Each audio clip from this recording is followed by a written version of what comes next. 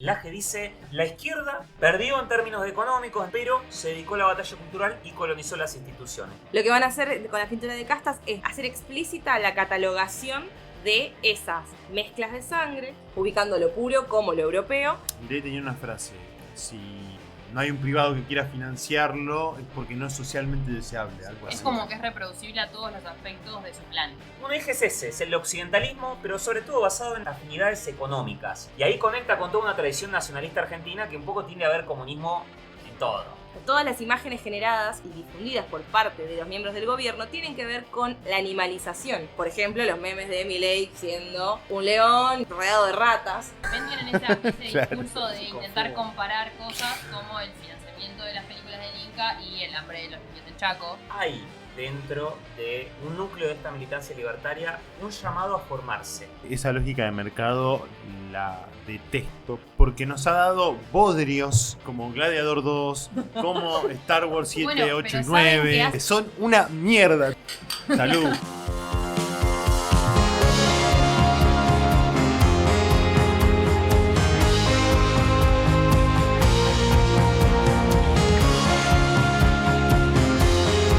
Hola amigos y amigas, les damos la bienvenida a Política para Millennials para este programa especial en el cual vamos a analizar el primer año del gobierno de Milei. Pero para este informe especial tenemos una sorpresa, que es que tenemos unas invitadas muy especiales que son las compañeras del podcast Coronadas del Arte, que tenemos acá a Constanza, Ocoti y Maca.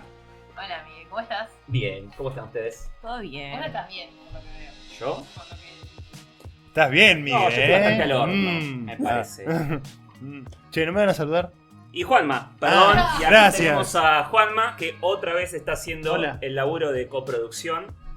Ahora Así en la que- co-conducción. ahora en la Más que co-conducción, Porque tenemos una exactamente. gran productora, nuestra querida Mai, que es la productora de las chicas. Ujú. Y tenemos también la operación a Lau Sí, Wally también de una mano. ¿Y a quién más tenemos? y Y a Santiago. a Santiago, que vino a ser el hermano de mí. Sí, no, y aparte... Ah, mentira. Monolito, el estudio Monolito, que también nos está ayudando y nos va a seguir ayudando con Exacto. todas las cuestiones relativas a la edición del canal. La verdad que estoy muy entusiasmado porque esto de analizar el primer año de Milei nunca se hizo en los No, streamings. nunca. Es el primero de todos. Es el primero de todo, vamos a marcar una tendencia. Dentro de muchos años este programa va a ser de culto. ¿Se acuerdan el primer streaming platense que analizó la política nacional, el primer año de Milei? ¿Sí? Ya cuando gobierne Conan III van a decir, el primer streaming que habló va a ser este. Exactamente. Así Y una que semana más tarde de lo que debería haber sido, ¿no? es que esa es la Esa- nueva esa- tendencia. Habiendo Esa es- comprobado que a nadie se le ocurrió, además. Esa es la nueva a nadie se le tendencia. ocurrió, entonces daba lo mismo la fecha. Las cosas sí. con delay, las cosas con delay van a marcar tendencia. Bueno, ¿querés contar un poco cómo va a ser las diferentes partes del programa? Partes o lo que vamos a charlar en general, Juanma. Sí, claro, pero antes tengo que invitar a la gente que está viendo esto por diferido a que se suscriba a Política Obvio. para Millennials, a que siga Coronadas de Artes en Spotify. Digan sus redes, por favor. Sí, en Spotify Coronadas de Arte nos buscan también ahí. Y en Instagram también Coronadas de Arte nos pueden seguir a los chicos también en Instagram. En Instagram y en TikTok tienen ahí, si no me equivoco... Momento chivo. Exactamente. Momento chivardos. Si quieren poner plata en este Tienen podcast, ahí pueden los hacerlo. links de Política para Millennials, tanto de Instagram como de TikTok. Síganos, donde publicamos contenido diferente al que publicamos en TikTok. Y también Coronadas de Arte en Spotify, que tiene un programa que es espectacular. Gran Y podcast de gran arte. podcast. Sí. Sí. Vamos a decirlo acá al aire. El mejor podcast de arte. El de mejor Argentina. podcast de arte de Argentina Fuera de cualquier y duda. de La Plata. Así que si alguien de La Plata Yo quiere diría poner mundial. plata, Bárbaro. Me encanta esta coronación para coronadas. vamos Hoy. a hablar un poco de lo que fue el primer año de Milei desde todas las aristas. Pero también vamos a hablar de arte, porque Maca, Coti y Maya hacen un podcast sobre arte. ¿Qué es el arte? ¿Sabés qué es el arte vos, No. Miguel? Cagarte de frío. Estamos con un chiste de salón. Pero ese lo dijo Charlie García, Cagarte de chicos, calor por esta favor. altura del año. Claro. Vamos a hablar, sí, un poco de arte, de una palabra que anda dando vueltas y vamos a analizarla también desde ese aspecto, ¿no? Sí, vamos a hablar un poco de castas, no vamos a hacer mucho spoiler, pero va bien por ahí la mano. Y también desde nuestro lado una sección más cultural, analizando qué estuvo pasando con la cultura en este año también. Muchas Y después, ¿qué cosas. más vamos a hablar? Vamos a hablar un poco de política internacional. De Se va política hablando- internacional. ¿Será Milei el político más importante del mundo después de Trump? Eso es lo que dice él. Él dice uno de los dos más importantes. El segundo. No, él se pone a él como Sí. segundo después de Trump. Sí, sí. ¿Lo es? Bueno, vamos no a sé, tratar de vamos a responderlo. Vamos a responderlo hoy en este La tema. respuesta Así que acá. quédate, la respuesta Quédate. está acá, que no la vas a encontrar en ningún otro lugar. Soy Javier Milei, soy economista, liberal libertario. Yo grito mucho. ¡Sos una burra! ¡Hija de p***, la p***, tu madre! Yo soy filosóficamente anarcocapitalista y en la vida real, porque entiendo que existe esto, soy minarquista.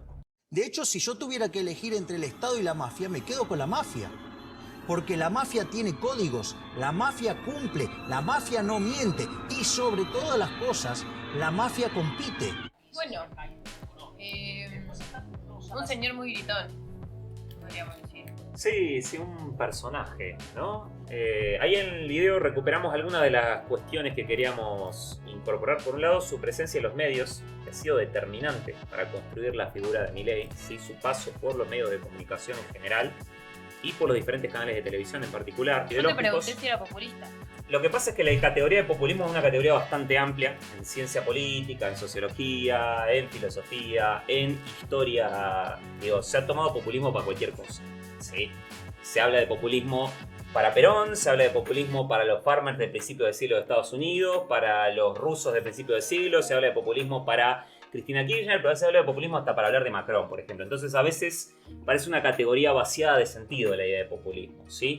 Y en general los diferentes autores hoy por hoy tienden a pensar el populismo no como un movimiento o como un conjunto de ideas, como una doctrina, ¿sí? O ni siquiera como un modelo socioeconómico, sino como un tipo de estrategia política, ¿sí? Pensar el populismo como un conjunto de estrategias o como una retórica política consistente en construir una división tajante entre el pueblo y el pueblo, que también se puede llamar los ciudadanos, los argentinos de bien, bueno, hay muchas formas de mencionarlo, y sus enemigos, que pueden ser las élites, pueden ser las corporaciones, pueden ser los empresarios, y en el caso de Milei es la casta, ¿sí? Digo, esta noción de populismo, pensarla más como estrategia, pensarla más como un recurso de acumulación política, Ernesto Laclau va a llamar como una lógica política de interpelación de las identidades sociales, pero bueno, ya nos vamos al carajo. Aplica muchos procesos, con lo cual uno puede decir que el populismo, como está desanclado de lo que son los contenidos ideológicos de cada una de las propuestas, podemos hablar de populismo de derecha y populismo de izquierda, ¿sí? Digo, una cosa es el populismo de derecha, qué sé yo, que representa a Milei, o que representa a Marine Le Pen en Francia, o que representa a Donald Trump en Estados Unidos, y otra cosa es el populismo de izquierda que representa, no sé, Hugo Chávez, ¿sí? O, qué sé yo, tantas otras figuras que hoy por hoy se entienden como líderes populistas en América Latina. Sería un liderazgo populista en contraposición a la casta. Ese sería un poco el tipo de discurso que quiere construir Milei, ¿sí? Pensar que hay una división del campo social, un pueblo que tiene virtudes, un pueblo puro, ¿sí? Que en cierta medida a veces es como homogéneo, los ciudadanos, los argentinos de bien, y una casta parasitaria. No sé si ya quieren pasar al tema de la Sí, casta. totalmente queremos pasar al Bueno, tema. porque ahí hay también el tema ¿qué es la casta? ¿Sí? Porque hay un montón de cosas que dejamos en el medio que vamos a ver cómo la recuperamos. Acá Más adelante. iría el meme de Carrió diciendo soy casta porque no tengo relación.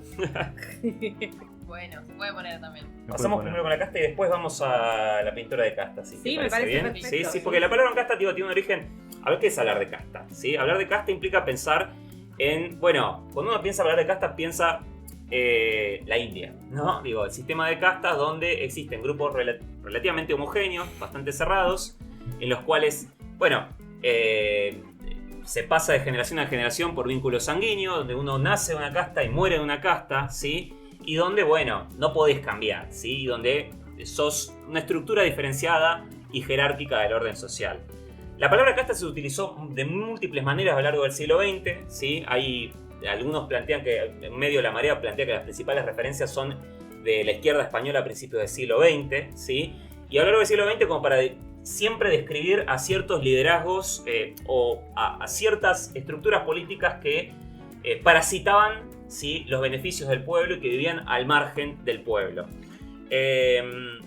Luego 2014 Podemos es, si se quiere, la primera experiencia, por lo menos en el siglo XXI, que empieza a incorporar la palabra casta realmente para usarla políticamente. Él se basa en un libro que publica en 2010 Daniel Montero, que se llama La casta, el cholo o el chollo de ser político en España. No sé, yo creo que es algo así como la ganga, ¿no?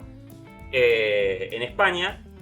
Y populariza el concepto de casta para decir que existe una alianza. La casta para Podemos, para Pablo Iglesias, para Íñigo Errejón, es una alianza entre los sectores económicos, los sectores del capital financiero, concentrado, transnacional, los actores políticos del bipartidismo, ¿sí?, español, encabezado por el PP y el PSOE, el Partido Conservador y el Partido Socialista Español, y los sectores mediáticos. Una suerte de alianza tripartita, aunque también involucra a otros sectores de poder, que, bueno, vive al margen de la sociedad, que tiene privilegios que son desmedidos y que se beneficia de los esfuerzos del pueblo, estableciendo, bueno, ciertos criterios tecnocráticos para dirigir la política que están totalmente en contra, al margen de las necesidades del pueblo.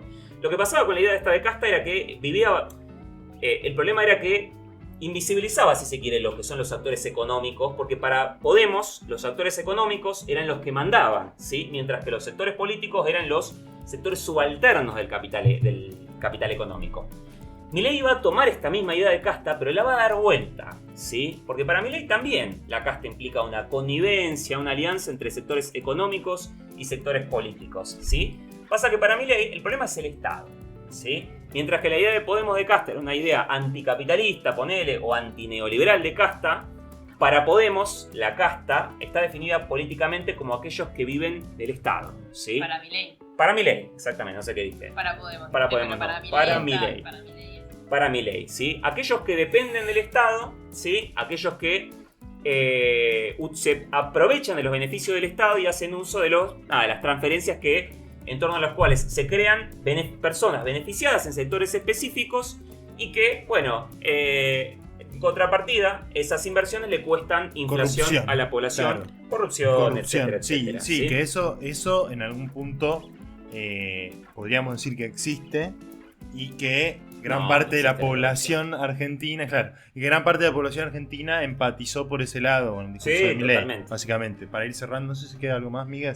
No, que esa idea un poco de casta implica un poco pensar, dar vuelta a esta idea de Podemos, que también implica que los empresarios son importantes, pero se llama empresaurios, cuando son empresarios que dependen del Estado. Y que esta idea un poco también retoma algunos sentidos de la idea original de casta, como grupo homogéneo, como un grupo que en cierta medida vive al margen de la sociedad y que se apropia de los beneficios del resto, y que es un mecanismo de reproducción social que para la casta, en India por ejemplo, está a través del nacimiento, bueno, en el Estado está a través de los beneficios que otorgan el Estado para reproducir ciertos privilegios en ciertos sectores sociales, ¿no? Y que para combatir la casta no basta simplemente con cuestionar esos privilegios, sino que hay que destruir el sistema de la casta. La casta no es solo un grupo, la casta es un sistema que hay que cambiar desde sus raíces. A mí me duele mucho cómo nos robó, cuando digo nos robó, digo a los sectores más nacional populares, progresistas, como queramos llamarlo, ese objetivo de combatir a la casta. Bueno, pero un poco estamos planteando la pregunta, siempre sobrevuela la misma pregunta, que es la batalla cultural, si se perdió, si se ganó. En este caso, con la palabra casta me parece que se ha perdido, porque hemos perdido esa palabra. Es un partido que nunca termina. No, igual. obvio, pero digo, en este momento del partido. En el momento del partido estábamos perdiendo. O sea, perdimos esa posibilidad de quedarnos con esa palabra para nosotros poder usarla a nuestro favor. Sí, y antes de pasar a la parte de Maca, a mí me surge esta pregunta a raíz de lo que dice Coti. Después de un año de gobierno de Milei, ¿dónde dirían ustedes que hay como algo así como elementos de que Milei está beneficiando a una casta en lugar de combatirla? Pues yo creo que los hay. Bajándole cosas, que yo no me acuerdo los nombres. Impuestos a los más ricos y todo eso. Sí. Claro, por ejemplo eso, los más millonarios. millonarios. Por ejemplo, la baja de impuestos a bienes personales, el mantenimiento de lo que es las exenciones tributarias al régimen de Tierra del Fuego, las exenciones tributarias a Mercado Libre, claro, el RIGI, las transnacionales, por ejemplo, son una casta mundial y están siendo rebeneficiadas. Por ejemplo. No, y ese posible gobierno de CEOs que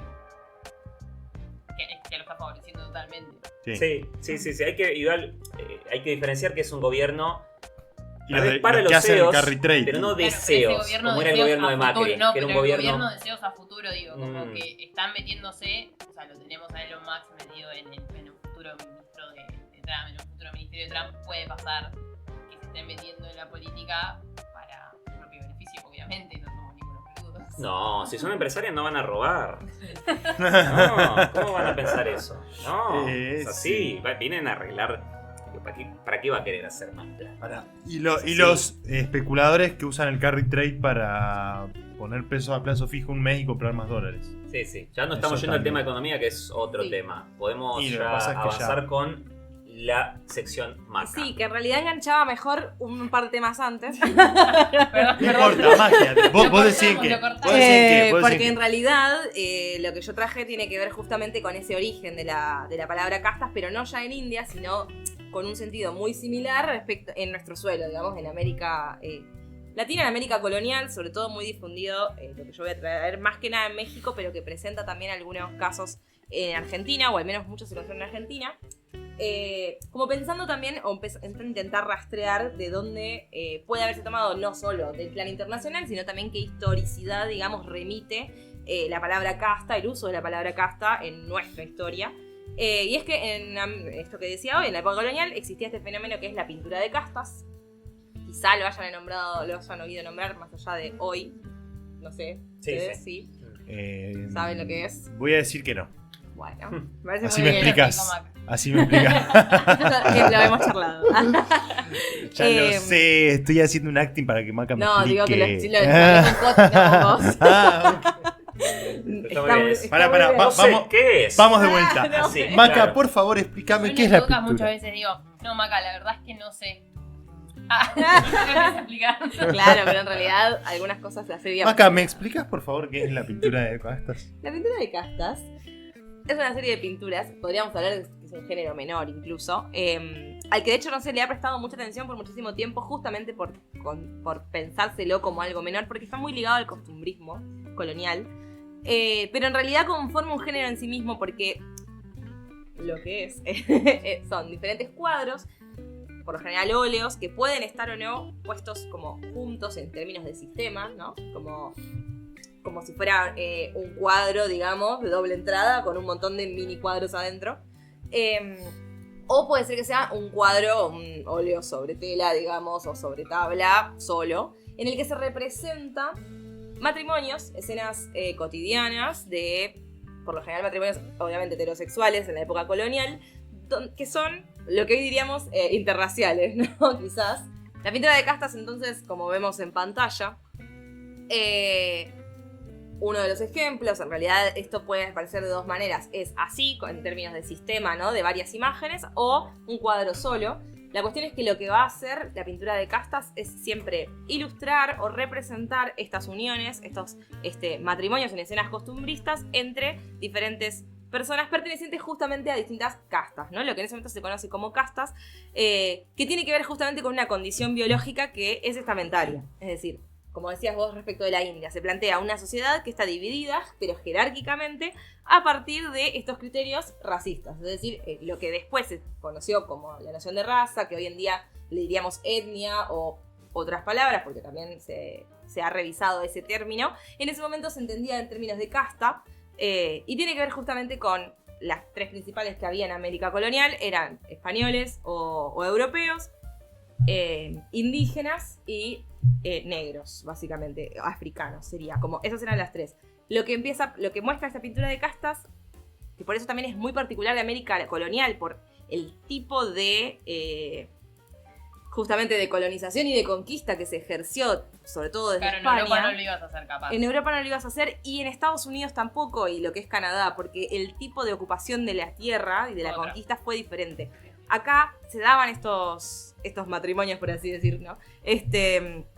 Entre las diferentes castas. Entonces lo que viene a hacer la pintura de castas es mostrar qué pasa con esas mezclas. Entre muchas comillas mezclas, ¿no? Entonces, lo que es muy común que veamos es, por ejemplo, pinturas que se llaman de español e india, mestizo.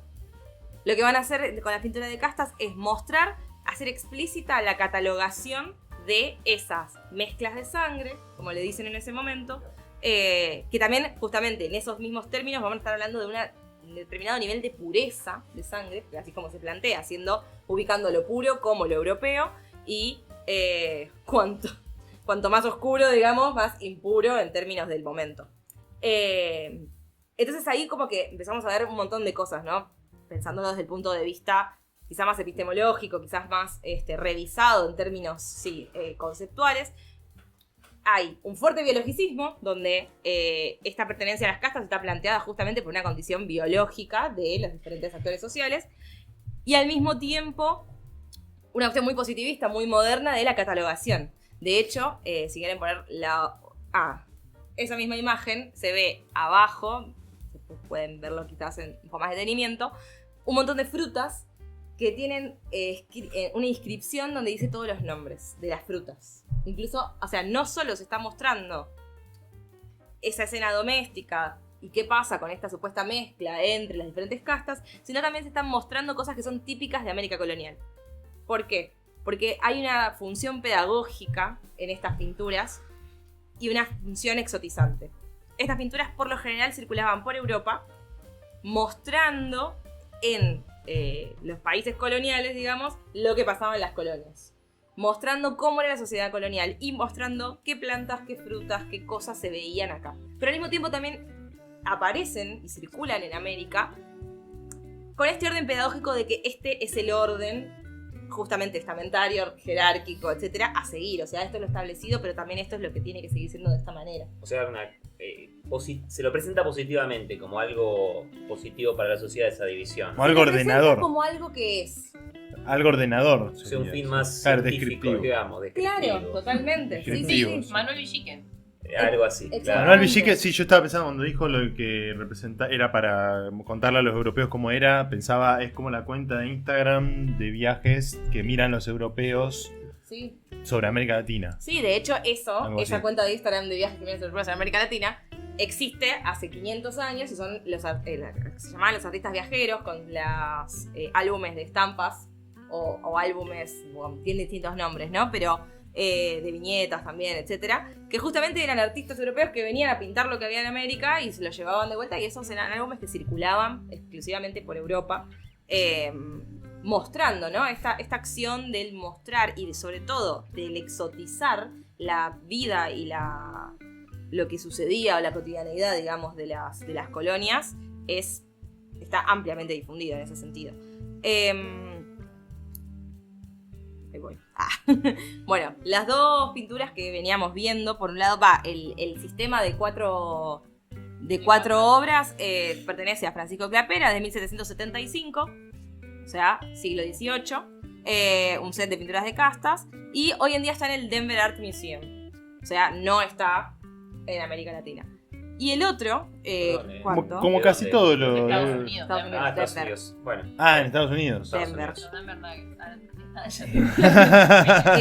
pensé que Jokic. en general todas las obras de arte están, todo lo de América Latina termina en Inglaterra por alguna razón. No, Sí, pero y eso del es resto todo del de todo mundo. el mundo Y del también. resto del mundo.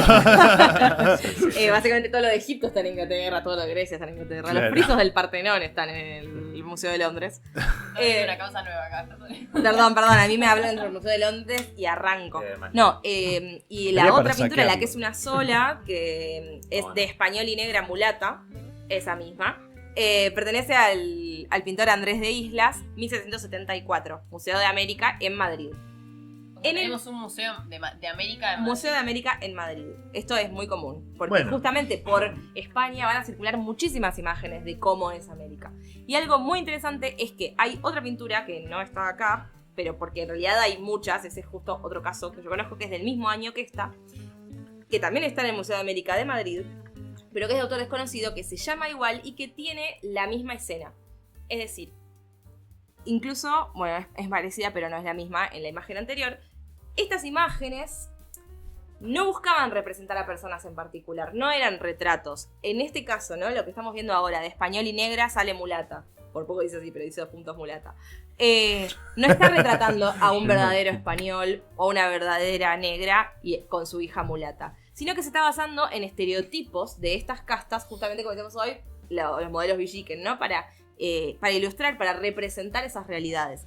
Pero además no es solo la idea de esta pertenencia de casta lo que se está perpetuando a partir de estas obras, sino también la propia actitud. ¿Por qué? Porque las otras, o la mayoría de las demás pinturas de castas donde se ilustra español y negra mulata, está mostrando la misma o muy similar composición familiar, pero también situación familiar. La acción que está pasando. La acción que está pasando. Y siempre es, en el caso de español y negra, una acción violenta por parte de la negra hacia el español. Incluso en la imagen anterior, donde están las 4, va a aparecer también... como una situación medio de violencia hacia el niño. Exactamente. ¿Qué? Entonces, ¿Los negros son violentos con los españoles? En líneas generales, son violentos. Punto. Exacto, porque lo que empieza a pasar en esta noción de casta, en este uso visual incluso de la noción de casta, es que no solo se perpetúa este orden jerárquico, sino que se le asignan características psicológicas, características de personalidad a esa pertenencia de casta. Se piensa mucho desde esta pertenencia que es al mismo tiempo biológica y social, porque claro, hay un entrecruzamiento también con la posición social justamente asignada, ¿no?, al nacer, justamente Claro, por esta cuestión jerárquica, digamos, entre las castas. Estamos hablando de gente que no piensa en términos de clase, sino en términos de casta. Sí, Entonces, es interesante hacer este paralelismo para ver cómo justamente se utiliza, no para hablar en términos de clase, sino en términos de casta. Sí, que implica también desdibujar la idea de clase, sí. Exacto. Y además, acá yo en mis cruces de historia del arte, pienso sobre todo en esta atribución de una personalidad en el video que publica Milei este año sobre la supuesta infección del virus Juca-12, donde el trabajo hecho con la imagen, si bien está todo generado con inteligencia artificial, hay una búsqueda estética muy particular que tiene que ver con el posapocalíptico, tiene que ver con una ciudad que se ve que es claramente una representación de Nueva York, porque la ciudad que se ve no se reconoce ni como Buenos Aires ni como ninguna ciudad argentina, sino que tiene que ver con el universo hollywoodense. Pero además, la actitud que muestran estos personajes tiene que ver con una asignación psicológica y de carácter específica a aquellos infectados, entre muchas comillas, con este supuesto virus. Así como también todas las imágenes generadas, o la mayoría, y difundidas por parte de los miembros del gobierno, tienen que ver con la animalización. Por ejemplo, los memes de Milei siendo un león rodeado de ratas. Entonces hay una asignación que es biologicista, que tiene que ver con una cuestión de la naturaleza, con la asimilación, más allá del recurso de animalización relacionado con la caricatura, que también se empieza a cruzar como con estas nociones de que quien es casta no puede dejar de serlo, salvo que hubiera la ciudad de la libertad, como decían hoy. Quien es casta nace de esa manera y se sigue reproduciendo siempre de esa manera. Está asignado a un origen biológico, está asignado a una manera de comportarse que tiene que ver justamente con esa condición de nacimiento. Cierro invitando que si les interesa este tema y que pueden encontrar un texto bastante cortito, escrito por Yasmina Angelosi, que se llama Pintura de castas, y la configuración iconográfica femenina está en Google, así que por ahí pueden profundizar un poco más. Lo podemos dejar abajo en la descripción. Sí. Muchas gracias, Maca, por esta increíble columna, el mejor podcast de arte del país, jornadas de arte. Del mundo. Es que sí, hay que creérselo, ya está. Bueno, vamos a un corte y seguimos con la extrema derecha en el panorama internacional. Los principales líderes del mundo occidental han abandonado el modelo de la libertad por distintas versiones de lo que llamamos colectivismo. El capitalismo de libre empresa como sistema económico es la única herramienta que tenemos para terminar con el hambre, la pobreza y la indigencia a lo largo y a lo ancho de todo el planeta. Que nadie les diga que su ambición es inmoral. Si ustedes ganan dinero es porque ofrecen un mejor producto a un mejor precio, contribuyendo de esa manera al bienestar general. Ustedes son los verdaderos protagonistas de esta historia y sepan que a partir de hoy cuentan con Argentina como un aliado incondicional.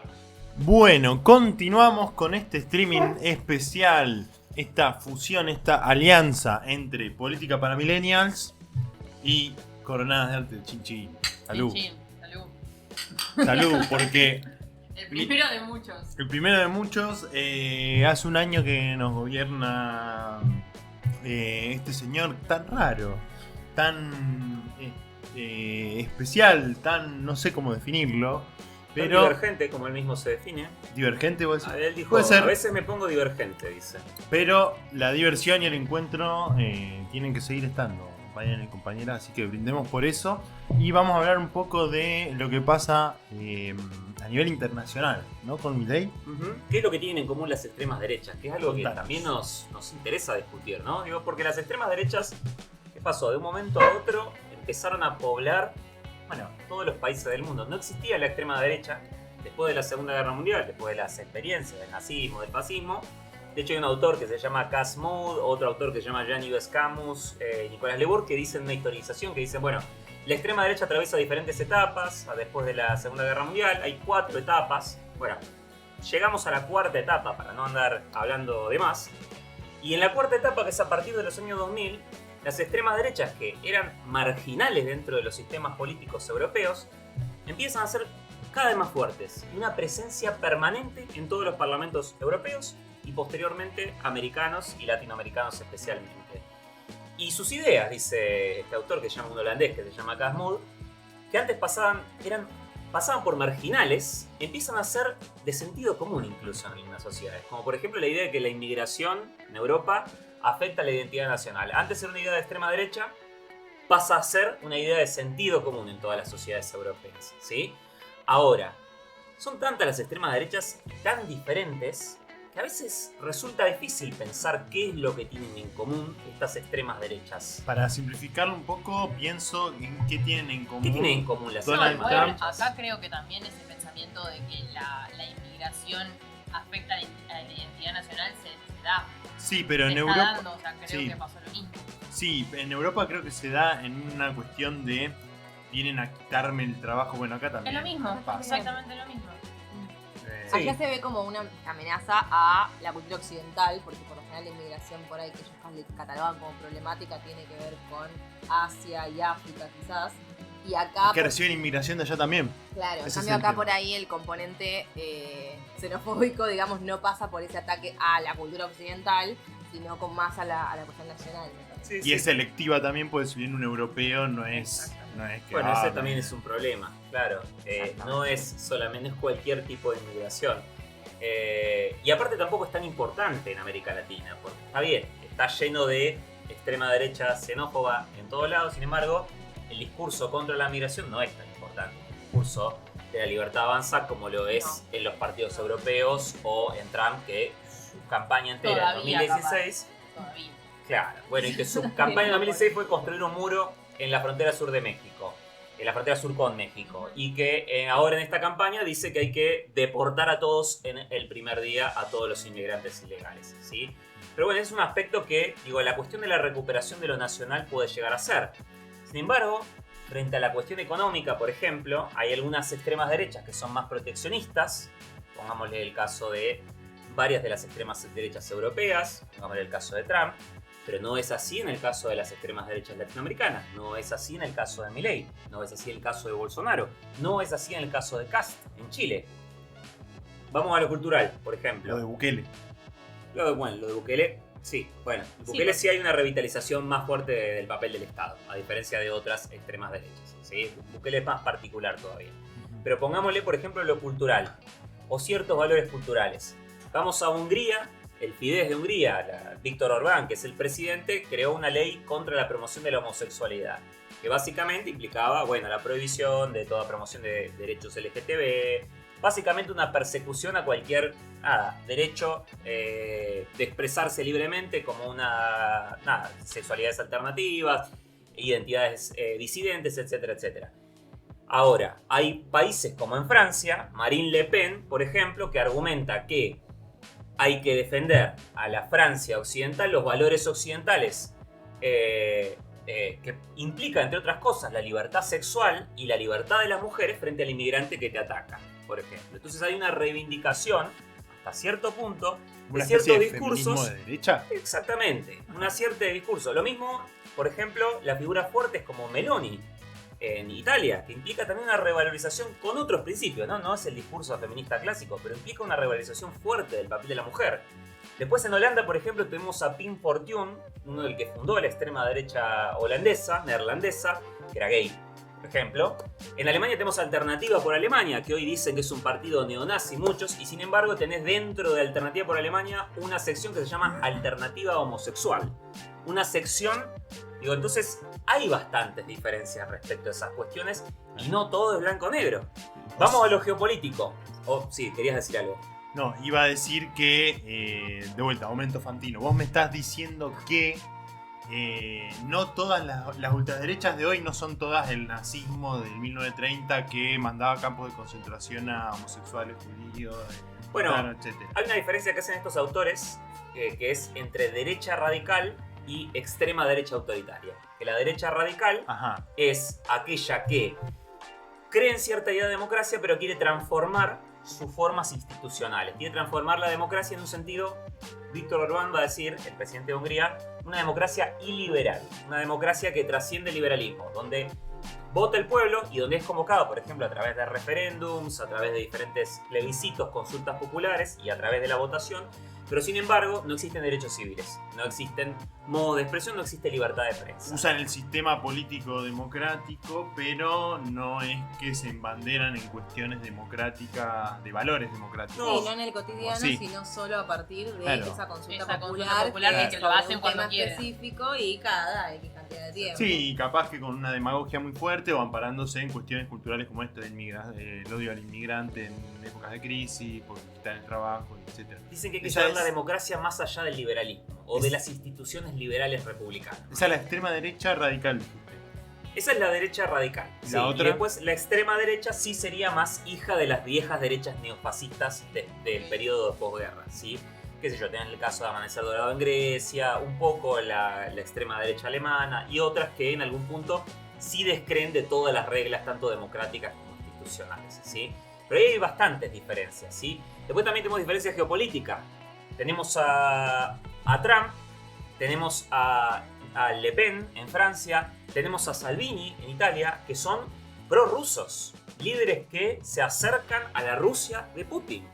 Y después tenemos extremas derechas como Milei, acá en Argentina, como Meloni en Italia, como Vox, como Chega en Portugal, sí, Vox en España, Chega en Portugal, que son atlantistas, partidarias de la integración con Occidente, con la OCDE, con Estados Unidos como líder y vanguardia mundial, ¿sí?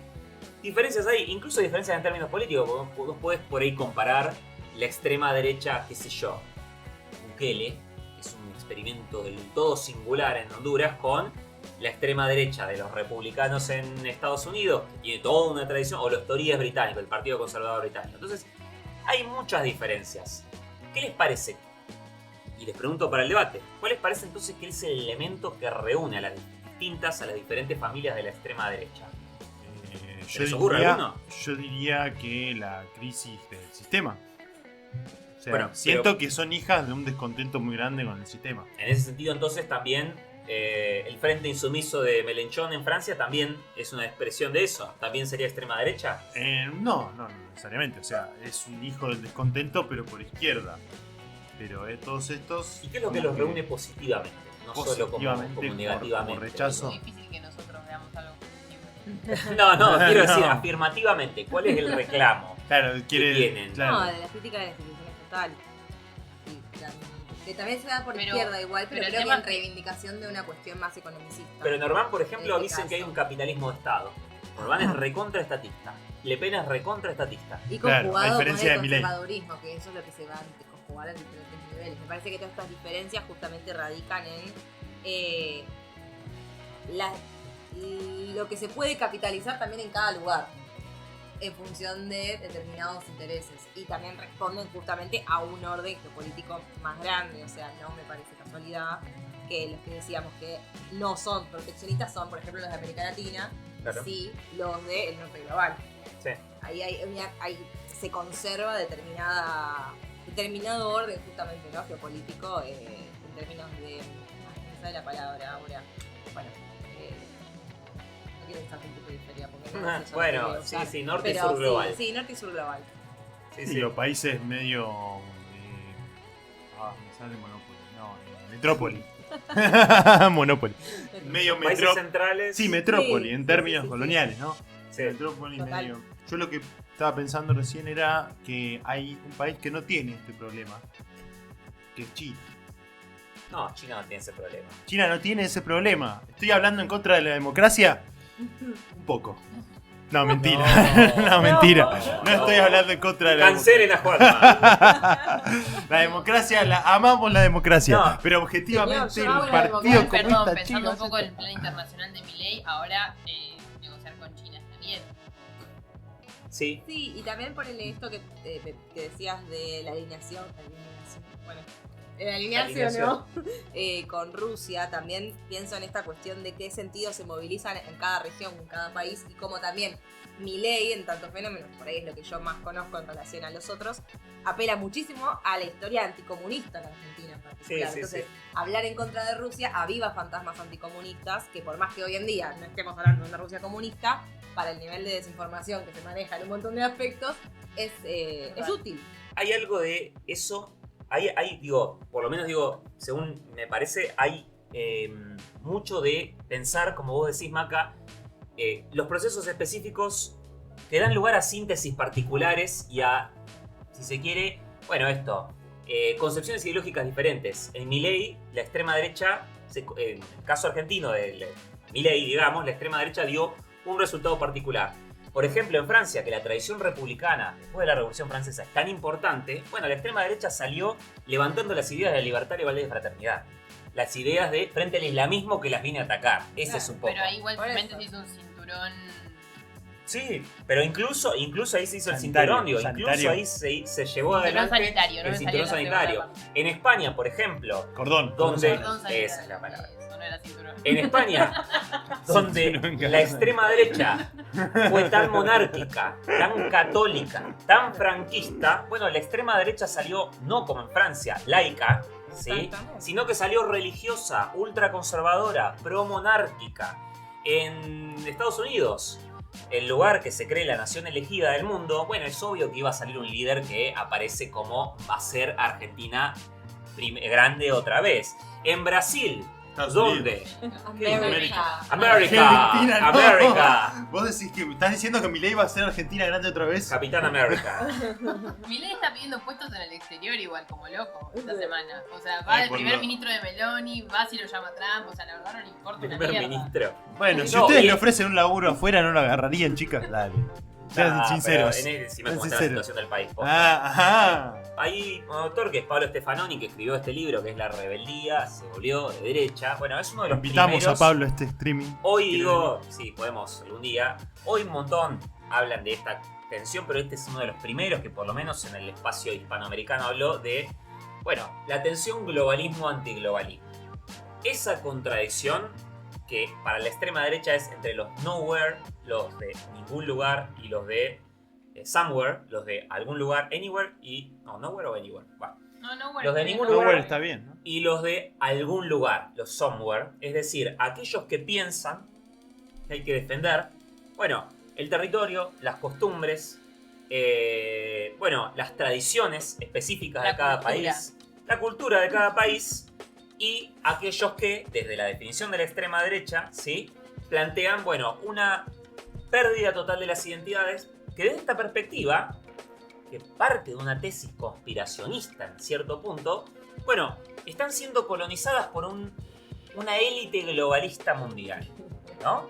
Una élite globalista que implica alianza entre sectores financieros, económicos, líderes políticos y una izquierda que desde las sombras está imponiendo una ideología, una agenda de género, una agenda ambientalista, ¿sí?, una agenda multicultural que implica destruir las culturas y las naciones, ¿sí? Ese eje globalismo-antiglobalismo es un poco transversal a todas las extremas derechas, más allá de que Milei, en términos económicos, es recontra globalista, ¿sí? Y eso es también una particularidad. Pero en términos culturales, Milei hace una apropiación selectiva del globalismo, digamos una suerte de forma de híbrida de antiglobalismo selectivo, porque el discurso de Laje de que hay que salvar a las sociedades occidentales de el virus woke, que hay que salvarla de esta alianza internacional de estas izquierdas que vienen a colonizarnos, o sea, destruir la familia, destruir las empresas, destruir, bueno, todas nuestras tradiciones que nos han hecho únicas. Bueno, forma parte un poco del discurso. Y ahí sí vayamos un poco a la política exterior de Milei, que la batalla cultural es un elemento central. No, estaba pensando en Laje y que no por nada ahora es el presidente del nuevo tanque de pensamiento. también, que es un poco el que reproduce sus ideas, ¿no? Fundación Sí, Faro. también Laje fue uno de esos primeros como intelectuales de derecha, digamos, Sí. que Además, va a ir eso creo que presidiendo es. como No, y lo he escuchado. Lo he escuchado decir a Laje decir.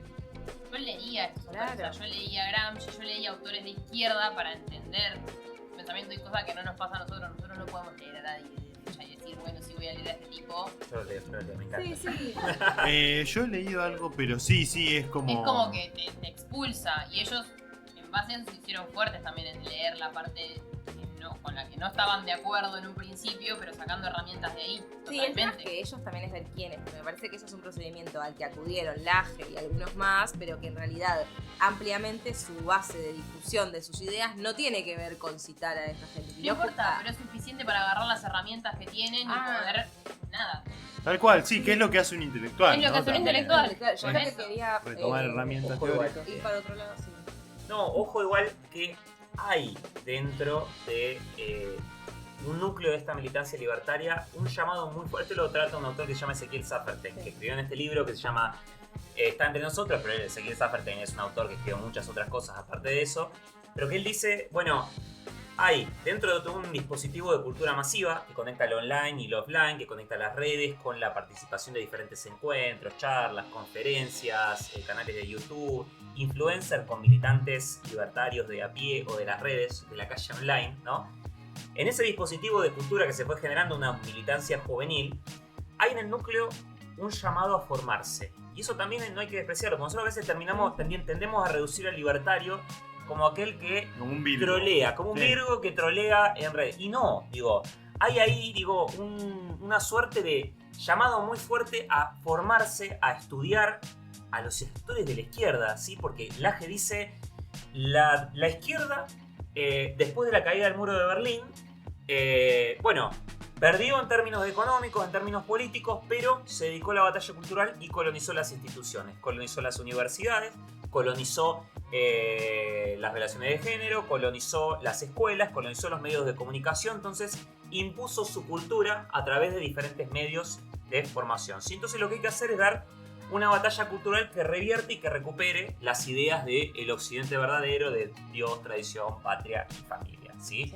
Entonces todas estas ideas, hay que discutirlas, hay que combinarlas. Y a mí me llamó la atención cuando leí un poco Laje incluso, que el autor no decía vayan a trolear simplemente, que también está, ¿no? Porque escuchamos a Gordo Dani y está un poco eso de ir a no darle un centímetro a la izquierda y bardearlo en todos lados y trolearlo en todos lados. Pero por ejemplo hay una frase que a mí yo no sé si conocen la frase de Gramsci que es... Instrúyanse porque necesitamos toda nuestra inteligencia, conmuévanse porque necesitamos todo nuestro entusiasmo, organícense porque necesitamos toda nuestra fuerza. Y Laje en un discurso cerró diciendo, chicos, sean mejores que nuestros adversarios. Ser mejor no es solamente decir tengo mejores intenciones y tengo mejores valores. No, entrénense para dar la batalla cultural. No es diciendo me voy a formar viendo un videito de TikTok, me voy a formar con un tweet o con un video de YouTube. Comprométanse con una formación seria, con la cultura, háganlo con amor propio. Y después por amor a una causa. Fórmense, lean porque una nueva derecha necesita mentes claras. Organicen su día, necesitamos la batalla cultural formados. Vamos a dar esa batalla cultural y vamos a salvar no solo a Argentina, sino al continente.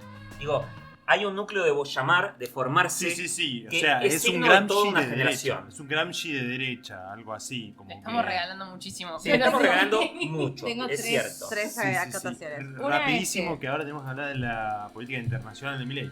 Sí. bueno, ya termino en un pie a eso. Por un lado, esta cuestión de... Me parece que hay como dos patas muy grandes en el fenómeno que lleva a esto, lo que hablamos de Milei, ¿no? Como la gente que banca, entre muchas comillas. Está ese núcleo más libertario que está siendo llamado a formarse, pero también esta cuestión de los fenómenos regionales o los fenómenos existentes que posibilitan después ese ascenso. Y retomando un poco el mismo libro o la misma línea al menos, lo que pudo hacer Milei fue también canalizar las ideas que en ese libro se llaman mejorismo, ¿no? Como que ahí justamente me parece que se plantea como un sector opuesto en algún punto a este primer núcleo. Justamente se empiezan a difundir por diferentes cuestiones sociales habilitadas un gran anti-intelectualismo, una gran idea de como correrse y más hacia lo mercantil, ¿no? En términos de sentidos comunes. Entonces me parece que ahí se conjuga como, está bien, este sector más de instrúyanse chicos porque tienen que ser esta base de la militancia, pero al mismo tiempo un montón de otras cuestiones, de otras piezas culturales que se están difundiendo donde el mensaje dado es quizás hasta el opuesto. Entonces yo lo veo ahí desde por ahí experiencias personales con gente, con personas que conozco, donde los consumos culturales alineados a estos sectores políticos, lo que están bajando la línea es como, no, estudiar no sirve, tenés que hacer algo que te dé plata fácil, es como otra línea que termina políticamente acompañando también a este sector. Segundo punto, me interesa cómo Gramsci, dato de color, dice lo de conmuévanse, porque ahí también entra algo que él vio y que se dejó de lado mucho tiempo, que es la dimensión emocional de la política. Y a lo que iba a ir el primero y que le da pie a la parte internacional es como lo de globalismo-antiglobalismo es para mí, lo que pienso desde las lógicas, una nueva cara de algo que es histórico y que es viejísimo y que atraviesa no solo a las derechas sino a todas las discusiones políticas, que no, en las izquierdas quizás fue nacionalismo-internacionalismo, que en el arte fue nacionalismo o... ay, no me sale la palabra ahora. Metropolitanismo. Me acordé por lo de la metrópoli. Y que es siempre la misma discusión de pertenezco a un sistema mundo, doy la batalla desde ahí, o me concentro en mi propia nación, en lo regional, en lo propio. Nada, encontré como ese trazo, o sea, sí, hoy en día se presenta de esta manera conspiranoica, todo lo que queramos en la derecha, sí, pero es una discusión, un péndulo que atraviesa otro montón de cosas. Las izquierdas, el mundo del arte, que es por ahí desde el que yo lo puedo llegar a ver también, tanto institucional como de artistas individuales, y así me parece que un poco pasa en cada ámbito. La tensión entre el Estado-Nación y las relaciones entre esos Estados-Naciones y la injerencia de lo que pasa uno en el otro, aparece siempre. Y la política internacional de Milei, ¿cómo la podríamos caracterizar, Miguel? Yo creo que digamos como dos ejes, ¿no? Sí, yo creo que es una mezcla de pensar, por un lado, un eje occidentalismo, ¿sí? Occidentalismo radical, ¿sí? Porque, digo, ya anteriores proyectos políticos, el menemismo, el macrismo, han sido occidentalistas, ¿sí? Acá esta se propone con una militancia exagerada a favor de básicamente Estados Unidos como líder espiritual del mundo, ¿sí? Estados Unidos, Israel, esa alianza y todas las naciones de los países desarrollados alrededor de eso, ¿sí? Pero, bueno, con una intensidad que no se vivía, de hecho, bueno, no voy a detallarme, pero Juan Gabriel Tocatlián habla de hiperoccidentalismo, ¿sí? Que implica una lógica de acoplamiento a los intereses de Estados Unidos, de acomodamiento a las concesiones, a las exigencias de Washington para obtener concesiones y de acompañamiento a la Casa Blanca hacia las posiciones de terceros. Pero que implica algunos hechos que son radicales. ¿Qué sé yo? Por ejemplo, recibir a Laura Richardson con honores de jefe de Estado a una mina que es Ushuaia, que es una mina, es una generala de Comando Sur que es menor dentro de la estructura militar de Estados Unidos. Recibirlo a Zelensky, digamos, como, bueno, el gran patriota de la salvación del mundo. Solo porque se enfrenta a Rusia en una guerra. Sí, como si fuéramos un estado más de Estados Unidos, algo así como un revival de las relaciones carnales de los 90. La Guerra Fría. Sí, revival de las relaciones carnales, siento yo. Totalmente. Estado, sí. Eso, Menem yendo al Senado yankee, siendo aplaudido así, un rockstar, por ser el mejor alumno de Washington. También un revival de esas discusiones que justamente yo creo que están como un poco asentadas en esa cabeza argentina muy anticomunista, muy de cuestiones muy de la Guerra Fría, digamos, muy de incluso antes de los 90. Ese es otro eje, el anticomunismo. Perdón, me adelanté. Sí. No, Odio Pie. El occidentalismo. Muy reciente. Odio Pie, ¿cuál? Nombralo. Uno que no me acuerdo el nombre, pero lo editó creo que siglo XXI o la editorial de UNSAM. Yo hice la presentación del libro y hice muy mal mi tarea, no me acuerdo. Sobre anticomunismo, lo coordina Martina Franco. Onda, historia del anticomunismo, ¿no? En Argentina. Gonzalo y los... Después, la verdad es que es algo a tratar porque la gente discute contra un fantasma que no tiene sentido. Googleémoslo. Sí, ahora digo, tiene una historia muy profunda. Hay algo que es interesante de esta idea de occidentalista, que esa idea occidentalista no es que simplemente se ata, a ver, es partidaria de los regímenes occidentales, de los países occidentales, es partidaria nominalmente de la democracia, de las instituciones, pero no necesariamente por una defensa de valores democráticos, ¿sí? Anticomunismo en Argentina, una historia con resonancias actuales. Bueno, no necesariamente por una cuestión de valores democráticos, ¿sí?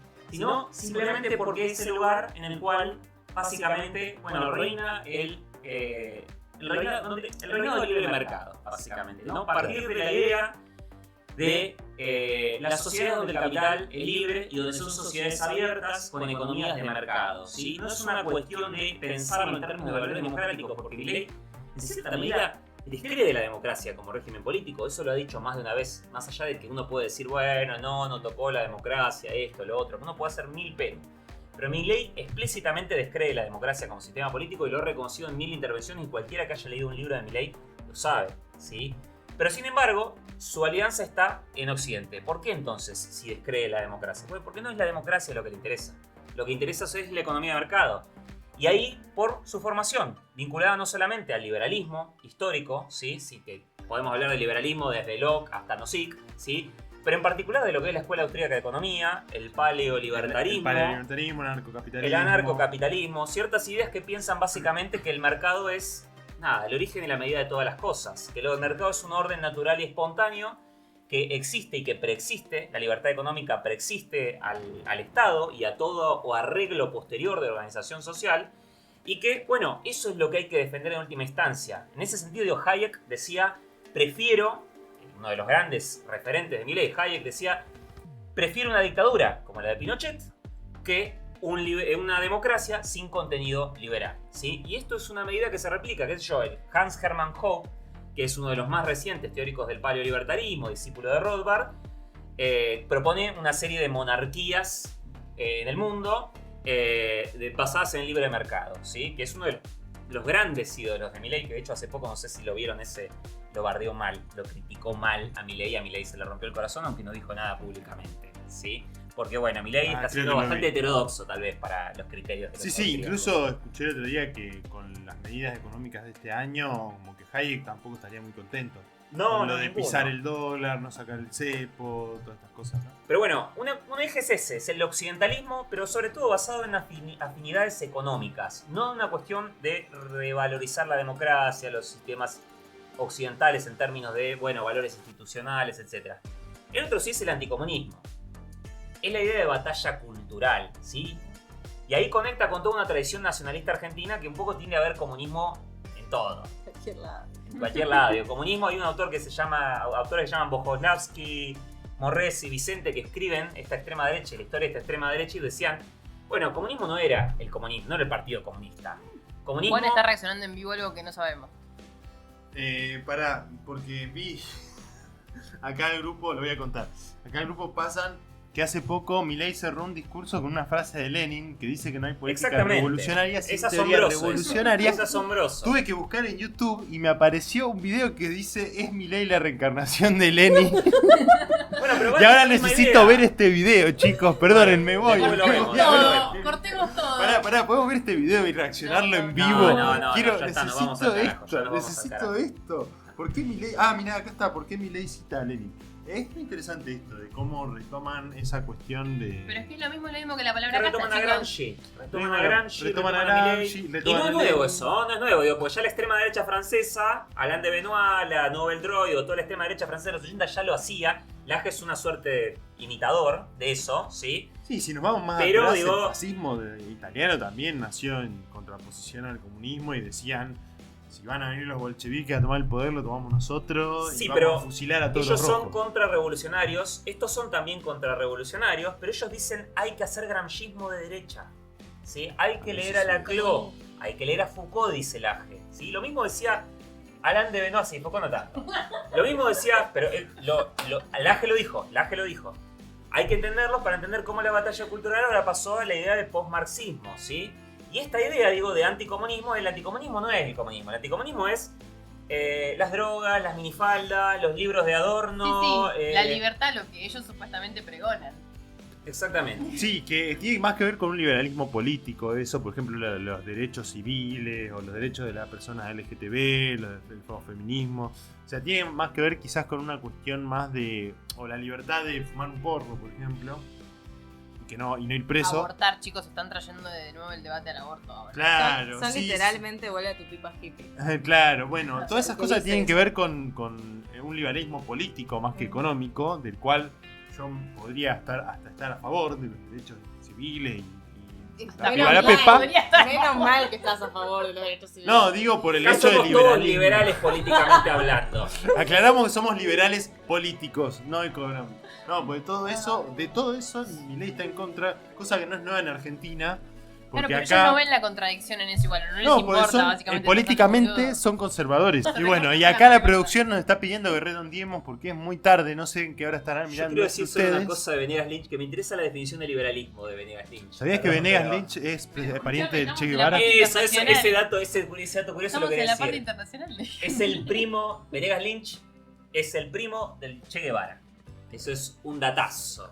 ¿Sí? ¿Qué onda esa familia, no? Sí, Está sí, llamada. Venegas Lynch. Mejor Sí, que pero la- vos también tenés un primo medio derecho. Tenés un primo que votó a mi ley. No, no que vean mi primo, así, por Pero yo favor. tengo un primo que votó a mi ley seguramente. Vos también. O sea, ¿por qué no podemos ser primos ¿Qué del es esto? Che Guevara? Alcohólico, no. Porque nosotros somos el Che Guevara de nuestra familia. Hay un tuit hermoso que dice: si vos no tenés una prima trosca, vos sos Vos la sos prima la prima- trosca. Y Vos yo sos sé la que prim- yo soy la Vos sos prima la prima trosca de la familia. Yo solo sé que mi abuelo jugó al ajedrez con Che Guevara. Y esto es un dato Mirá real. que- Anécdota del Che Guevara. Y esto es un dato real. No tengo Sí, sí. ninguna. No conozco No, no. ninguna. Que estudió medicina en esa época. Capaz estoy vendiendo un poco de humo, pero que estudió medicina en esa época es cierto. Y era comunista mi abuelo, así que. Era comunista y jugó al ajedrez con el Che Guevara. Eso dice mi tío, no sé. A Tal vez te chequear está si es, chamullando, si es para verdad. mí que te está A chamullando. chequear si es cierto. Te están dando. No hay tal Venegas Lynch. No, por eso. No, pero la idea de que es el respeto irrestricto del proyecto de vida del prójimo basado en el principio de no agresión en defensa del derecho a la vida, la libertad y la propiedad, ¿sí? Cuyas instituciones fundamentales son la propiedad privada, los mercados libres de intervención estatal, la libre competencia, la división del trabajo y la cooperación social. Digo, no hay nada de pluralidad, división de poderes, nada de ningún valor político al liberalismo en esa definición. Es los mercados libres, la división del trabajo, la cooperación social. Acá hay una recuperación de un tipo de liberalismo que es solo económico, ¿sí? Aparte de la idea de que vida, libertad y propiedad, digo, esto lo señala un autor que se llama Morresi, se aplanan. Vale lo mismo mi vida que la propiedad del otro, ¿sí? Cosa que no quería decir los primeros liberales como John Locke, que para los cuales, digo, la vida era un valor mucho más importante, la libertad, que la propiedad, ¿sí? Digo, esas son las definiciones, con lo cual la propiedad como valor fundamental es uno de los ejes que está un poco bancando esta extrema derecha y dando esta disputa también a nivel internacional en términos de batalla cultural. Y un poco también para cerrar esto a veces lleva contradicciones, ¿sí? Por ejemplo, ¿quién entiende la política de Milei hacia la política tan acérrima frente a Pedro Sánchez y la política tan benevolente frente a Macron? Que apenas Villarruel fue a hacer un comentario en contra de los futbolistas franceses, Karina Milei fue a la embajada de Francia a pedir disculpas. Y ustedes ven los valores políticos que defiende Macron, es wokismo puro, ¿sí? Es Sí, pero eso es aborto. una mentalidad colonial, me parece. Es como decir. Bueno, pero España no es mentalidad colonial. ¿Por qué España? ¿Por qué el Partido Socialista Francés, que en términos de valores culturales es lo mismo?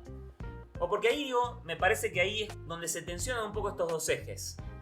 Macron lo rescata por el lado del occidentalismo porque es un líder del mundo occidental, pero sin embargo tiene toda esta agenda cultural que tiene que ver con batallar ciertas ideas, ¿sí? Desde una perspectiva de alianza de derecha global. Hay a un autor que se llama Pierre-André Taguieff que habla del nacionalismo de los nacionalistas, que no es solamente un nacionalismo local, sino defender una comunidad de naciones, un nacionalismo internacionalista, un internacionalismo de derechas, contra ese enemigo todopoderoso, transversal, que es esta extrema derecha que nos está, perdón, que es esta izquierda que nos está colonizando en el mundo, ¿sí? Bueno, y ahí un poco está esta idea de contra Pedro Sánchez, porque su alianza es Vox, su alianza es, ¿cómo se llama? Abascal. Lo mismo pensar, por ejemplo, la postura frente a Putin, que uno diría es amigo de varias extremas derechas, pero él está en contra. ¿Por qué? Por su postura occidental, ¿sí? Hay tensiones. Antioccidental. No, la postura de Milei es occidental. Ah, no, pensé que hablas de Putin. Digo, Trump, el primer día que llega al poder, va a llevar de las orejas a Zelensky y le va a decir, no sé, esto puede envejecer muy mal, ¿no? Pero para decirle, a ver, ¿qué tenés para entregar? ¿Qué tenés listo? Arreglá todo. Y es así, digo, porque Terminá la guerra. le importa un carajo a Trump, Zelensky y Ucrania, ¿sí? Sin embargo, para Milei es una cruzada por la libertad, ¿sí? Porque ahí está el occidentalismo como cruzada central, no la idea de la batalla cultural como central. Y en otros lados está contra Lula, que es también uno de los líderes más importantes a nivel mundial, contra Pedro Sánchez, ¿sí? Son dos ejes que a veces se hallan en tensión, pero que bueno, que han llevado a Milei a una postura hiper ideologizada, con algunas concesiones, como por ejemplo con China, ¿no? Que de repente descubrió que los chinos son re piola. No resiste un archivo igual, eso estamos claros. Es que son puros intereses, o sea, todo, ¿no? Allá. Vivimos en una sociedad, pero ahí, o sea, ¿por dónde puedo ganar más terreno? ¿Con qué puedo hacer esta alianza? ¿Con quién no? Entonces, sí, todo ese discurso se cae en el momento en el que hay cuestiones concretas a las que responder y que te van a dar determinado beneficio. Ese tipo de todo en términos de costo-beneficio. Bueno, creo que esto ha sido la política internacional de Milei. Y ahora tenemos que hablar, creo que toma la palabra sí, Coti. pero antes vamos a una pequeña intro, porque traje una intro yo. ¿Trajiste una intro? Traje una intro. A ver. Un disparador. ¿Qué rol le cabe a la cultura en esta época entonces? Bueno, es un rol más difícil para la cultura. Distinguirse como interlocutor cultural en un momento donde todo es pluralismo estético. Vos me decís, esa pared es verde, y yo te digo, ay, tan verde no la veo, no la verás un poco verde amarilla, y vos me decís, sí, un poco de verde amarilla también, no nos vamos a pelear por una pared. Después no te peleas por una pared, no te peleas por un principio, no te peleas por una economía, no te peleas por nada. A los chicos se les enseña que la pelea es algo que debe evitarse a toda costa, mientras que yo diría, la pelea no es algo que debe evitarse a toda costa. Hay que ver con qué reglas se realiza una pelea. Pero una discusión estética, intelectual, económica, es importante. ¿Cómo se llega a acuerdos si no es a través de esa discusión? Bueno, he traído a Beatriz Arlo un poco porque básicamente falleció esta semana.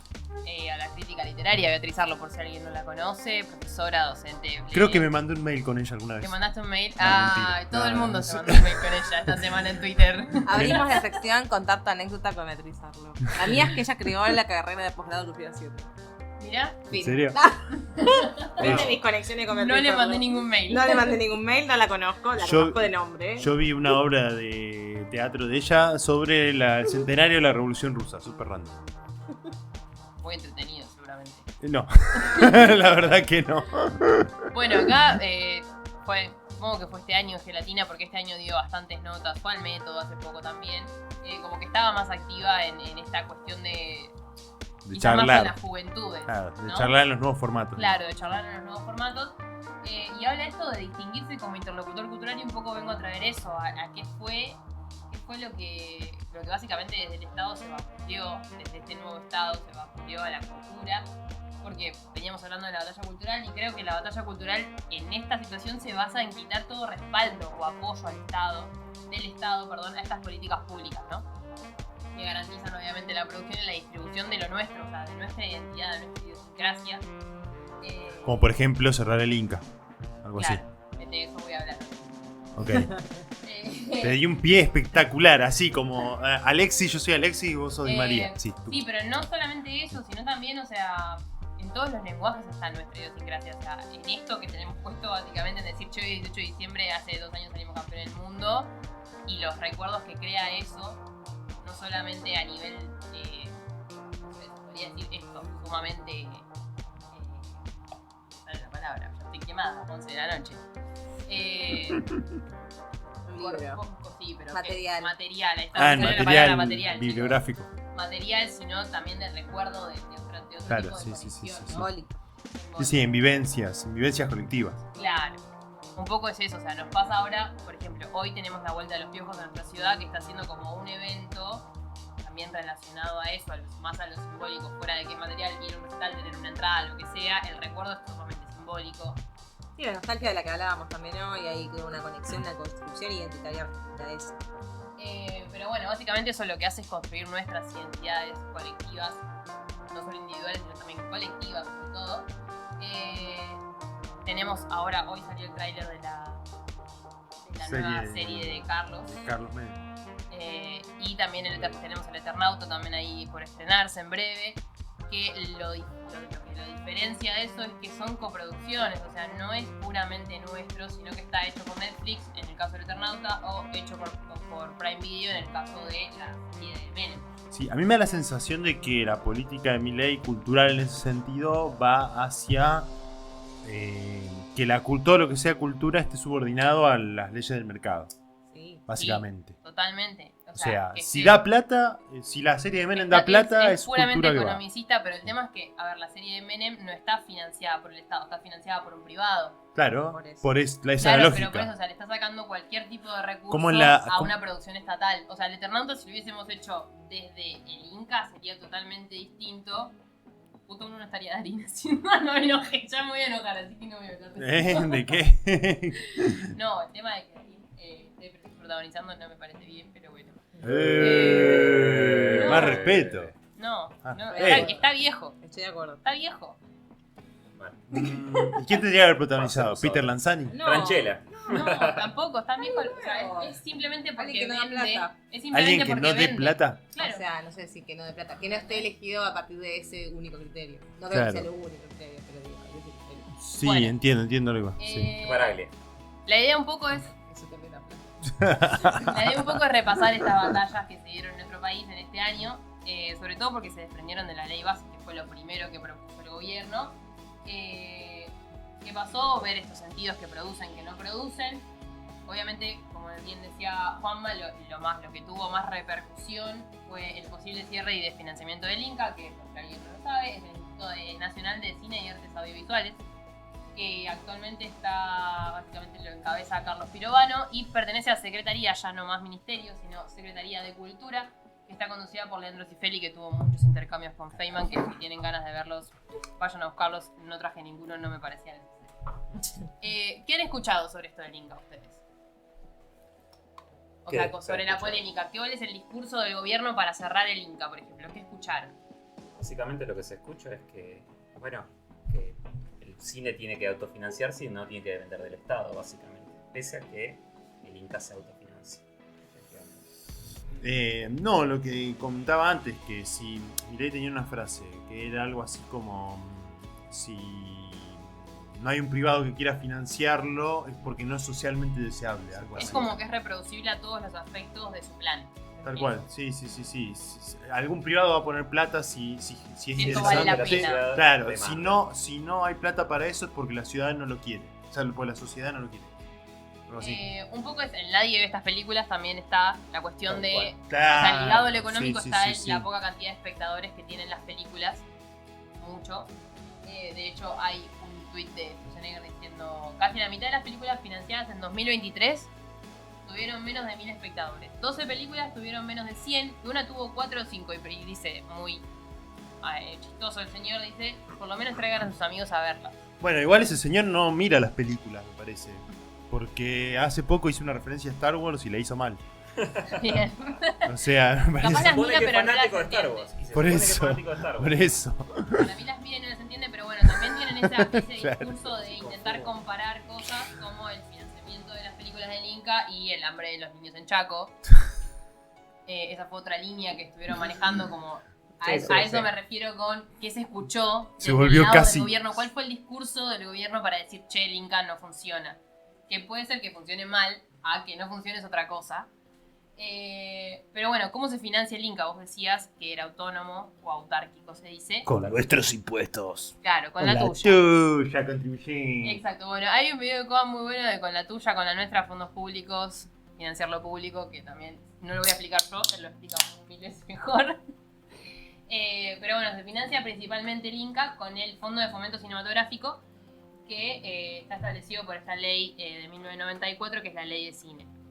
Del año 1994, no como están queriendo establecer que es la ley de Onganía, porque le dicen, no, eso de repente fue en dictadura, esta ley está mal, hay que reformularla. No, ya se ha reformulado anteriormente en 1994.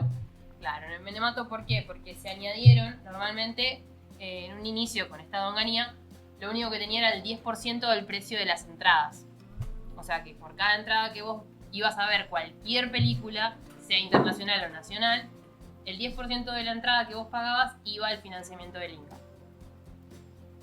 Con la nueva ley de 1994 se sumó el 10% de los videos de VHS y DVDs, porque después se agregó DVDs obviamente, porque inevitablemente la gente iba menos al cine y alquilaba más películas. ¿Y hoy eso cuál sería el equivalente? No, es que todavía Pagar no está plataformas actualizado, de Netflix. tendrían que poner Tendría las que ser. plataformas. La idea es actualizarlo y poner plataformas, todavía no se hizo. Claro, Y no. seguro que Milei lo hace, ¿eh? Seguro. que Milei lo hace, Seguro, seguro. me No hay imagino. ninguna Pero bueno, duda. y el 25%, que es lo más grande, viene desde el ENACOM, o sea, viene de la recaudación del Ente Nacional de Comunicaciones. Lo que querían hacer con la ley era dejarle solamente el 10% de las entradas de cine. Entonces era imposible que eso sea sustentable. Por eso también decían que era autárquico, que se financiaba a sí mismo, por más de que estos fondos provengan de leyes que se han sancionado desde el Poder Ejecutivo. Pero bueno, en un principio, ni bien empezaron, decidieron cerrar la ventana sur, que es la ventana continua, que es donde la gente va y presenta sus proyectos, para que no es que sean financiados por el Inca, sino simplemente considerados y que les den el visto bueno, y para que las productoras o los productores de ese proyecto vayan a buscar el financiamiento a privados, puede ser normalmente, o que puedan pedir un tipo de préstamo. También hay hipotecarios, préstamos hipotecarios para hacer una película. O sea, imaginen la voluntad y las ganas de hacer algo para que vos hipoteques tu vivienda. Voy a hipotecar mi casa. Voy a hipotecar mi casa para hacer una película. Pero bueno, se ha reformulado todo esto en algo que no va a financiar la amplitud de voces, podemos decir. Porque un poco lo que decía Maca, terminamos con el virus QK12, con lo que se reproduce de eso, terminás generando un tipo de visión más hollywoodense de la... no nuestra, sino sumamente... ¿cómo decirlo? ¿Para hollywoodense en qué sentido? En el sentido de que no es propia. Colonizada. Claro, ¿entendés? Como que van a terminar yendo a ver tanques o cosas que superen esa cantidad de espectadores. Claro, Para todo ellos guiado son por una necesarias. lógica de mercado, Claro, sí. a Sí, eso sí, voy, sí, sí, volvemos sí. a la lógica del Sí, y mercado. es amarillista, Sí, sí. es espectacularizante, es homogénea respecto de la bajada de línea hollywoodense, ¿no? Como es el adoptar estéticas que no son las propias de nuestro medio. Sí, yo quiero decir algo, y es que esa lógica de mercado la detesto profundamente en lo que es el cine, porque nos ha dado bodrios monumentales, enormes, como Gladiador 2, como Star Wars 7, Bueno, 8 y pero ¿saben 9, qué hacen desde como... Estados Unidos? Voy a decir verdades, son una mierda, todas esas cosas son mierda. La nueva del Señor de los Anillos, mierda. Hagan cosas nuevas, loco. Bueno, pero Por escuchame, favor. nosotros no tenemos una Cinemateca Nacional. Claro. No existe en nuestro país. Eso es un proyecto que no creo que ocurra bajo este gobierno. Para, en una línea, Cinemateca es... Como Biblioteca una de biblioteca de cine. Claro. De hecho, hay muchísimas películas que se perdieron de la historia argentina porque solo estaban en cinta y no hay una biblioteca en la cual guardar. Claro, hoy O está sea, sin las una plataformas. posibilidad de decir, che, que no se arruine Claro, esto, claro. conservarlo. Eso no existe. nunca existió. No Sí, hay ahora ni está justamente Cinear la y todas política estas. del Pero... Claro, No pero es, Cinear no es guardarse. cerrarse a cosas que ya existen. Que y no hay se una política de mantienen. preservación de la cultura en ningún sentido. No, Exacto. totalmente. Bueno, la que sí tiene política de preservación de cultura es Estados Unidos. Sí, ¿Por qué? supuesto que sí. Porque todo el tiempo agregan al Registro Nacional de Cine películas nuevas. De hecho, hoy salió una noticia de que agregaron estas nuevas películas que lo que hace la Biblioteca del Congreso reconoce anualmente 25 títulos que tienen menos de 10 años de antigüedad. Y esto es lo que vos viste hoy y playaste que era la Niña Tiburón y el Niño de Fuego, pero no, era Mini Espía. O sea, Mini Espía entró Es Me la encanta misma en el ver- actriz. Registro Nacional de Cine de Estados Unidos. Es que es la misma actriz. Claro. Y pasa que es un peliculón. Es un película. Aparte Me había olvidado por todos, completo de está Mini acción, Espía. Pero a Yo me ver, acuerdo que la vi de chico y... Ahora, el niño Ah, tiburón. sí. ¿Alguien vio la película El Niño Tiburón y la Niña de.? Sí. Bueno, no es la bueno. misma chica igual, quiero que lo sepas. No, Bueno, está lo que, veces. pero para, lo importante es la bajada que le dan a esto, porque las autoridades de este lugar dicen, estas historias, estas películas reflejan la historia y la cultura de nuestra nación y deben conservarse en nuestra Biblioteca Nacional para las generaciones futuras. Se trata de un esfuerzo colectivo de la comunidad cinematográfica para preservar nuestro patrimonio cinematográfico, pues la señora Carla Hayden, que es la bibliotecaria del Congreso. O sea, ellos, como bien planteábamos antes, tienen una visión supernacionalista desde su propia cultura y la mantienen cosa que desde el gobierno nacional en este momento no está ocurriendo. Claro, tiene que pasar con Bañeros 3. O las películas de la Coca Sarli. Eso ha pasado históricamente con la derecha Franchella argentina. Una derecha que, a diferencia de otras derechas, digo, que tienen esta cuestión, este pragmatismo para pensar, la construcción de un proyecto nacional, ¿sí? Y por eso un autor que es Bong Joon, no me acuerdo si se llamaba, un coreano muy conocido, economista, que escribió un libro que se llama Patear la escalera, donde dice, los países desarrollados se crecieron gracias a un conjunto de recetas económicas, de fortalecer el Estado, de fortalecer la cultura, fortalecer la identidad nacional, y después le dicen al resto de los países que no hagan lo que ellos hicieron. Hace poco Agustín Romo dijo algo que es justamente eso. Hay que hacer no lo que los países desarrollados dicen, sino lo que hicieron para ser lo que son actualmente. Y eso es verdad que hay que hacer, nada más que lo dice al revés, porque está poco formado Agustín Romo, desgraciadamente. Pero básicamente digo, hay que hacer eso, como hace Estados Unidos, fortalecer su cultura, como hacen todos los países desarrollados. Porque ningún país entrega su cultura, ningún país entrega sus recursos, ningún país entrega a su científico que quiera ser, un país realmente en serio. No, dejemos que, se destruya toda la cultura. Total, las empresas van a venir y van a solucionarlo. Y vamos a terminar con Somalia. No, pero un poco está pasando eso de que tenés hecho en Netflix en Argentina, hecho en Paramount Plus en Argentina, y dejamos de tener nuestra propia producción. Fuera de que sí, le damos empleo a un montón de gente, porque tenés una legislación quizás de que tenés que tener tantos porcentajes de empleados de acá, de nuestro país, o lo que sea, en la parte de producción del audiovisual. Pero hay costos que se abaratan desde otro lado. O sea, es una multinacional la que está viniendo a hacer eso. Y tiene intereses propios que no son necesariamente los mismos de Sí, ni la búsqueda estética, ni la No, es producción hacer guita nacional. nomás. Sí, Es hacer y otras guita y... cuestiones. sí. A ver, hay una línea, si vamos a hablar de Netflix, por ejemplo, hay una línea muy específica de Netflix que vos podés identificar viendo un montón de producciones de ellos en cuanto a contenido, a la forma en la que se hacen los diálogos, a la forma en la que se desarrollan las historias. Entonces, siempre que a vos te produzca Netflix algo, vas a tener que acoplarte a ese modelo de producción narrativa. Entonces, perdés independencia en términos artísticos también, en términos de producción.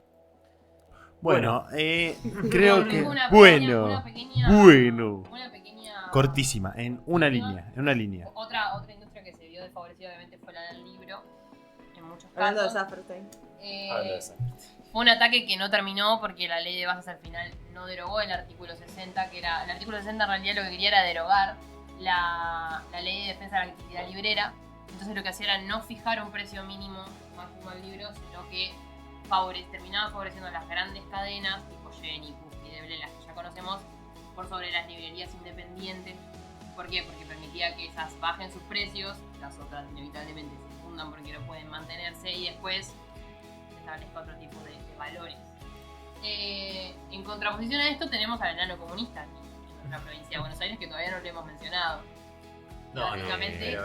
Estás hablando de mi líder político, espiritual y todo lo demás, nuestro querido hegemónico Axel Kicillof. Exactamente. Que si quiere poner plata en este streaming puede hacerlo.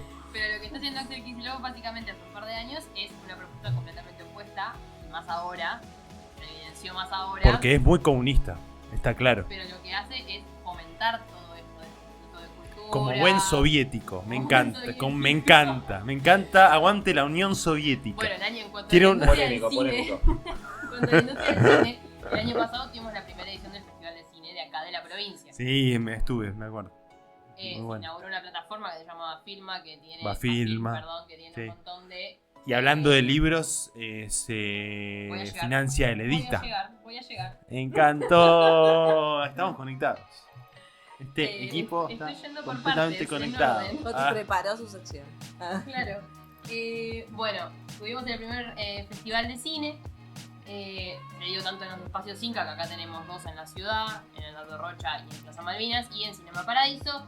Y hay otras iniciativas de fomentar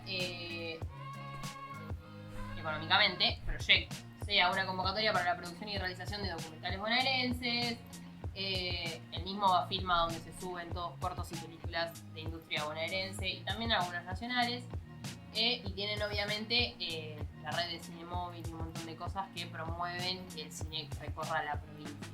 Y en cuanto al ámbito editorial, como bien decía Juanma, más literario, la semana del 7 de diciembre se realizó la edita, que también está financiada en parte y acompañada de otros muchos lados, entre ellos el Instituto Cultural de la provincia.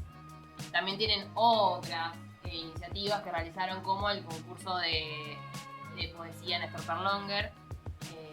Se ha realizado la segunda feria bonaerense de poesía. Se realizó este plan de fortalecimiento del libro y la lectura, que acompañaba tanto la Escuela Bonaerense de Editores y Editoras, que se realizó durante este año, que capacitaba a futuros editores. Entre ellos estaban para capacitar Malena Rey, que es editora de Caja Negra, Carlos Ríos, que es oficina periambulante acá en la ciudad, se lo conoce así.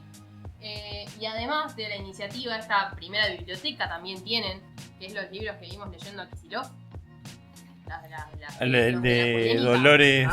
De la polémica, bueno, esos son ediciones que la provincia compró y las reformó. Dolores Reyes. Y las va repartiendo tanto a las casas que entregan como a las bibliotecas populares y a los colegios, por eso se armó tanta polémica. Y las sumó a su catálogo. Así que para cerrar y como para volver un poco a hacerlo, me parece que es importante no dejar de discutir esto, dejar de discutir esta parte cultural, con argumentos obviamente, con datos. Vos estás diciendo que hay que promover la lectura pornográfica en las escuelas. Sí, totalmente. Bien. Con esto cerramos. Listo. No, en serio, es importante seguir produciendo estos sentidos, ¿no? Y darle lugar a todas esas voces para que formen nuestra sociedad de una manera más plural, lo más plural posible, básicamente. Completamente. Espectacular. Completamente. Bueno, pasamos a la sección Economía y ya vamos cerrando pronto, ¿sí? ¿Pasamos o hacemos un corte? Hacemos un breve corte y ya pasamos a la sección Economía. En el próximo video vamos a analizar cómo evolucionó la economía durante el primer año de Milei, así que suscríbete y activa la campana para verlo cuando salga. Gracias por llegar hasta acá, deja tu like y tu opinión en los comentarios y nos vemos en el próximo video.